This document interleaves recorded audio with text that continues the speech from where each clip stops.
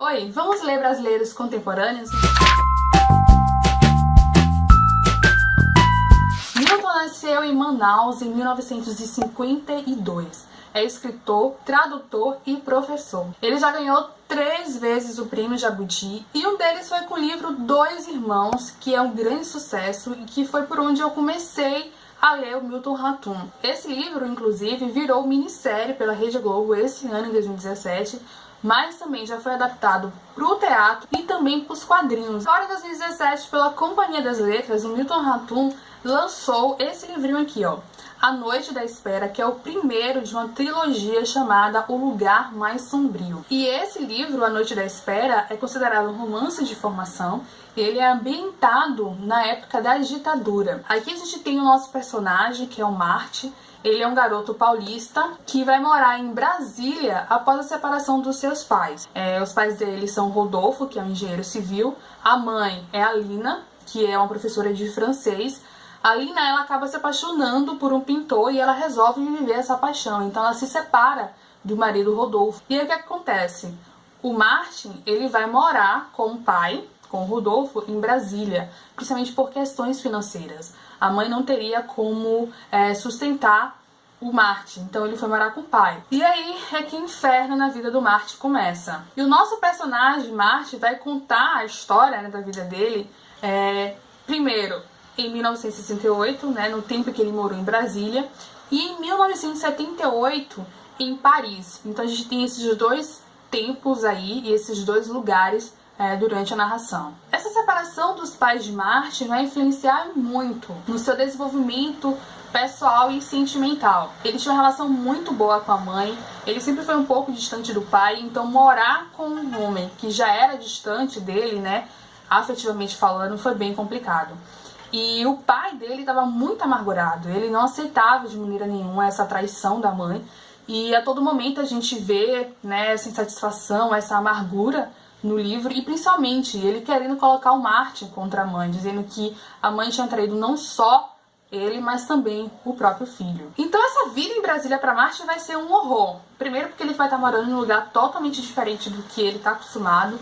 Segundo porque ele vai estar morando com esse pai, né, que é um cara amargurado e que ele não tem nenhum tipo de relação afetiva. E vai ser muito difícil, mas a parte boa é que Martin vai acabar se envolvendo e conhecendo um grupo de jovens envolvidos em cultura, em arte, em teatro, em literatura. E digamos que isso vai ser a salvação de Martin em Brasília. Quer dizer, a salvação mais ou menos, né?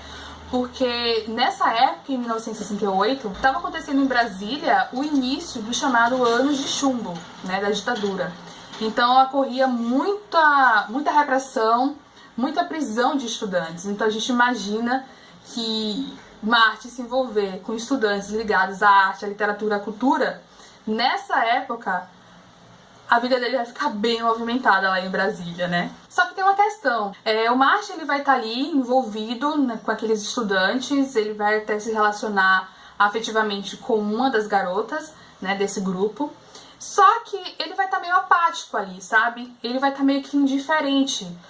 Acontecia um movimento, acontecia uma revolta, um turbilhão em Brasília e no Brasil. E o Martin estava ali naquele meio, mas ao mesmo tempo ele tinha dentro dele toda uma própria revolução, toda uma própria turbulência que era causado por esse relacionamento ruim com o pai e essa separação da mãe, né? Que a mãe era uma pessoa muito importante na vida dele, de repente ele se vê longe dela, e essa ausência da mãe vai ser muito presente na vida do Martin durante todo esse processo que ele vai viver em Brasília, e isso vai deixar ele meio que, sabe, longe de tudo. Ele vai estar ali no meio de tudo, mas ao mesmo tempo ele não vai estar, sabe? E aí isso deixou um personagem um pouco apático, um pouco indiferente, mas não menos complexo e não menos interessante. Eu ficava a todo momento, meu Deus, o que esse guri tá fazendo aí? Ele foi parar aí, ele não sabe nem como ele foi parar, e pelo amor de Deus, sai daí, você vai se meter em confusão novamente. E o que vai acontecer agora com esse garoto? E por que ele tá aí se ele nem tá aí realmente, sabe? E aí eu ficava a todo tempo me perguntando isso, mas eu entendia o Martin, porque essa ligação afetiva que ele tinha pra mãe, era uma ligação com a mãe, Era uma ligação muito importante na vida dele. De repente ele perdeu isso, então ele meio que perdeu o chão. E a todo momento a gente vai ver que ele tá ali, mas ele quer encontrar a sua mãe, reencontrar a sua mãe. E ele quer entender o porquê que ela largou, não só o pai, né, pra viver com esse homem que ele nem sabe quem é direito, mas por que que ela largou? E por que que ela tomou essa distância? E por que que ela não diz onde ela mora? E por que que ela não volta a reencontrá-lo em algum momento? Então dá pra entender o Martin, sabe? Dá pra entender por que que ele fica tão apático, tão diferente, mesmo estando no meio ali de tudo que tá acontecendo em Brasília. Essa história aqui vai deixar inúmeras pontas soltas, o que só reafirma pra mim que a vida do Martin era cheia de vazios, cheia de buracos e que ele tava de alguma maneira ali tentando preenchê-los, mas eu não sei se ele conseguiu preenchê-los, sabe? E nem se ele sabia como preencher esses vazios e esses buracos da vida dele.